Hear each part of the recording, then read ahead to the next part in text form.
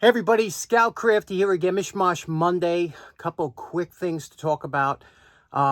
This weekend was the Connecticut Antique Machinery show over in Kent, Connecticut. Now I go every fall and I was looking forward to going to this one.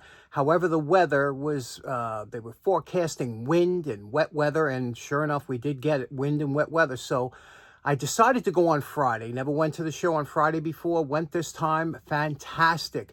If you're going to go to these shows and you're looking to buy something unusual, you got to go on Friday because you won't see that stuff on Saturday. It's already gone.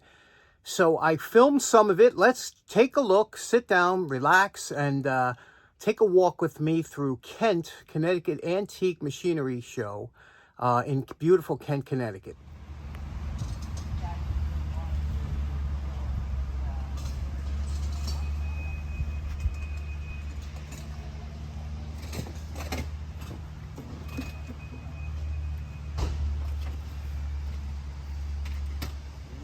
The toys.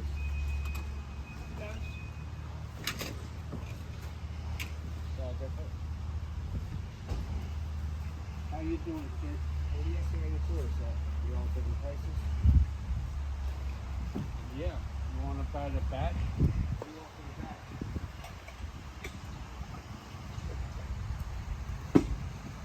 Let me take a look over there.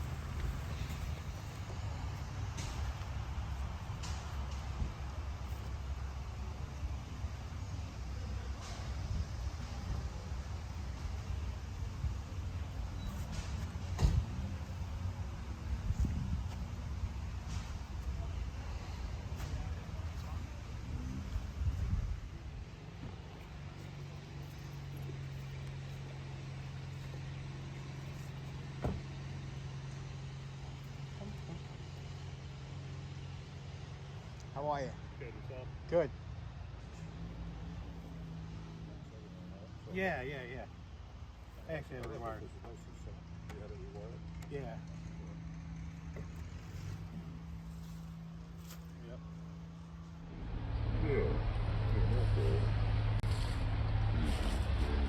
So much stuff I don't have, And like toys. You can't get shit for toys anymore. Like crazy. We used to get $600-700. The nice Keystone truck with the original paint. What you could get $20 for? Everything. I got stuff around there with that. The demographic of things. Yeah. That's visible. Yeah, I used to do it and see a lot.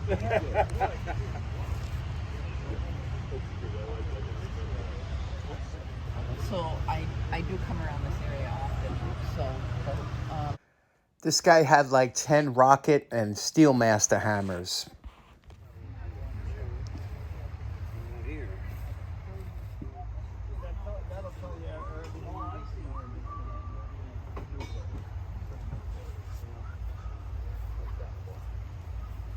That hatches. Oh, okay.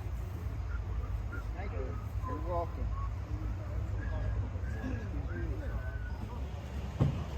Keep saying it, and our breeze is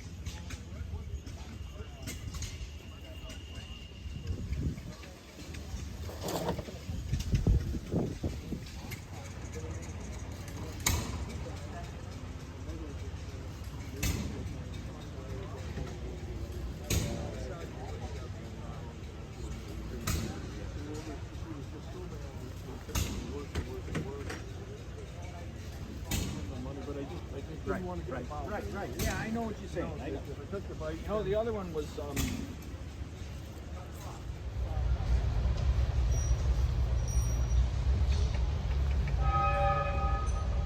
How are you? good.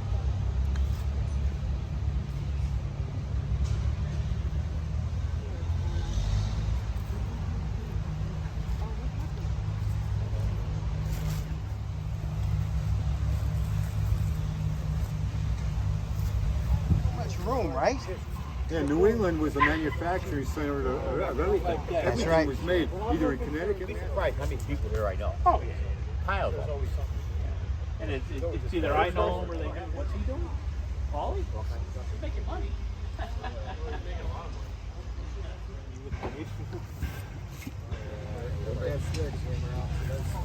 Yeah.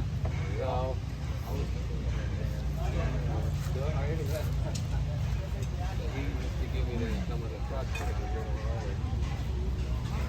Chain, or tire chain. Print them apart. So wasn't that absolutely fantastic? Now, like I said, I stopped buying tools, and when I say that, I mean I stopped buying crates of tools like I used to. Now I come home with a handful of tools, and that to me is like cold turkey. Let's check out what I picked up. Okay, the first pair, this is the most expensive kind of tool I bought. I paid $5 for these, which is a lot considering, but these are Klein. They're in decent shape, but they're Bell System Klein. Can you see that? They have a date on a date code, a 2-letter date code. They usually have 3-letter, but sometimes they had 2. And I believe these are 1968. I believe they're either ON or I don't think they're NO, but so I think they're 1968. Anyway, nice pair of Klein. These are New England style. So $5 for that. Everything else I got from the dollar bin. This here, nice square shank screwdriver that we all like, a long one. This one needs a tip finishing, but always like again a square shank. Cloth. And now it's funny, the reason that I didn't even want some of these, but the guy had a $1 box, you know, if you buy you know, $1. So I got these from the $1 box, and of course number 51 and 52 scrape is always good, nice, right? In good shape. I just felt like doing this for some reason. These long auger bits, they're just beautiful, aren't they? Just what a piece of work they were to make. Pick that up. Always like these small socket driver sets. This one's made in the USA. A lot of times they were made in Japan later on. Made in USA. So that's a nice find, right? And tape. This one here, I just like to learn. It's a Walsco. Can you see that? Walsco. And it's a 25-foot, and it's got, you know, letters are legible. Always the first 6, always the first 6 digits are usually worn for some reason. But the further you get down the tape, usually the darker the digits are. But interesting little tape measure. And this, of course, for $1. Now, a lot of times the caps are broken on these. So these rosewood, a lot of times they were. But this had a couple tools in it. The threads are usually chipped. These aren't too bad. And you can see it has some of the tools in it. Again, you don't usually see these for $1. It might need some work. It is a Miller's Falls, as you can see. And the jaws, I might have to do some. But anyway, that's what I picked up. That's why when I say I'm not buying tools, that's like a joke as far as tool buyers go. But some nice stuff there, right? Next up, I was a bit of a jack kick.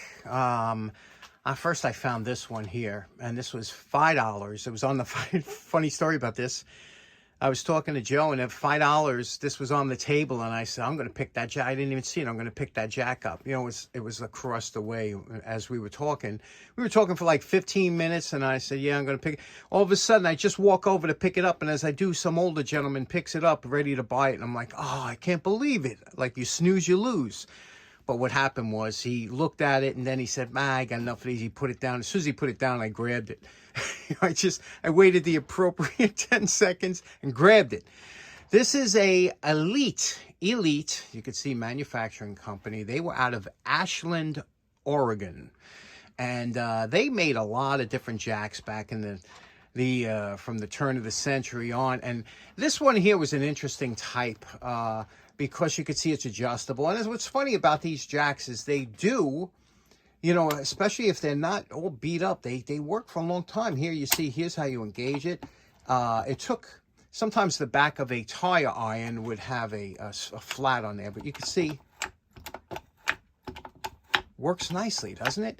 And what I thought was interesting too is this little hitch. Now remember, these were for early lightweight cars like Model Ts, things like that. You wouldn't lift a, you know, a heavier duty vehicle, but you can see this here where you can adjust where this goes in and out through these steps. What a nice little jack, right? And I thought that this would make a great cleanup for the channel. And you can see I do have jacks floating around here. You know, there's one up there. Let's see, I got a couple below the table down there just hanging out. So I got jacks all over the place. I just love them. But when I told you I was on a jack kick, let me show you what I meant. How can you buy just one jack? So I saw this there, right? And I was like, I love these screw jacks, as you know, and a lot of you out there like them too. They're simple. This is 1.5. That stands for the 1.5 inch thread size by 10. It's 14 inch high. It's a simplex. Simplex jack, beautiful. I bought this for a reason, because I was hoping to get over my last failure, which was this one that was given to me by Dan Semmel, good friend of mine, gave me this, and he said, can you unfreeze? And you know something, I worked on this thing for a couple months. You know the story. It's my nemesis. I couldn't get it, but it has pointy threads on there, and I'm figuring that's why. Whatever it was, I tried heat. I had this thing glowing, tried everything. Of course, all kinds of chemicals, you name it. That thing's frozen. I gave up on it. I said, I'm going to wind up cracking the housing or whatever. This thing's frozen too. However, this one has Acme threads or square threads, whatever they used. They used to have a hole in here that you can lubricate it. And I said, I think we can get this one unfrozen. I'm going to try it, and that'll help me get over this failure. But then when I was about to leave, I said, you know what? I already got this one. I already got that other one, that Elite. Let me leave here with a third strike. So, there we go. Picked up this one. Paid $30. Another steal for this one. This is a 2x4. That's 2-inch screw thread. Sorry about that. Woo. 2-inch, but this one's nice, lubricated. Somebody took care of this. Nice spinning up here. I don't know if you could see that. Spins nicely. You know, this one's nice. This one's, all it needs is a nice paint job, a cleanup. And again, it's got the simplex. It's always nice when you put color in there. These come out nice. And I don't know why, just always liked them. So what do you say today? Let's see. Try a little bit, see if we can get this to budge. If not, I'm going to let it soak with fluid. Let's get started. Now, again, it was frozen from me trying it with my hand. The top isn't, which is a good sign, right? But the threads are. And I looked in here. It didn't look too bad. But the hardest part usually with these jacks anytime is holding it. To get this, because it's got that trumpet kind of body, and there's no way you could put it in a vise or anything. And you don't want to crack this handle. Once you break this handle off, this vise is worthless, you know what I mean? And so what I'm hoping to do is you know, somehow to hold this a little bit, put some, you know, 50-50 down there, maybe a little bit of heat, and see if we can get this to budge a little bit. Now, to start our quest in freeing this up, we have a little bit of a space here, which is nice. I took a small hand wire brush, and I'm going to go around the inside here, just if there's something that might be jamming it up or loosening. I'm going to go all the way around here and get it as clean as I can, as rust-free as I can, using this wire brush just around the top of the threads here, so that when I pour in the solvent, 50-50 or some other kind of penetrating fluid, that'll work its way down into the bottom of the threads. Next step, I'm taking a pick, okay, regular right angle pick.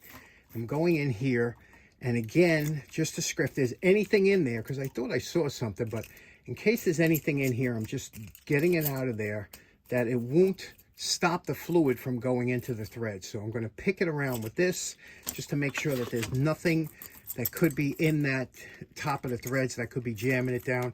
As you can see, it feels like I'm grabbing something like almost like a wood chip or something, but it's coming up rust on there, so I'll go around that a couple times with the pick. The reason I did that with the pick is, you know, sometimes if this was dropped in dirt or sand or a stone, small stone could have been in there, and that could be stopping it. So now we have, you can see, it looks like we have a nice channel in there.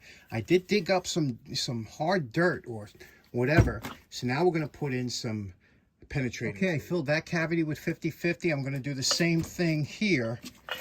Where's that hole? Here, with the threads going up. You see the threads there? I'm going to do the same thing coming up the other way, and then I'm going to hit it with a little heat. Now, I'm not going to put a tremendous amount of pressure on because we just started. We got to let that soak for a couple days. I cooled down this shaft with water because remember, once you heat everything up, everything expands. So I cooled the shaft down with water.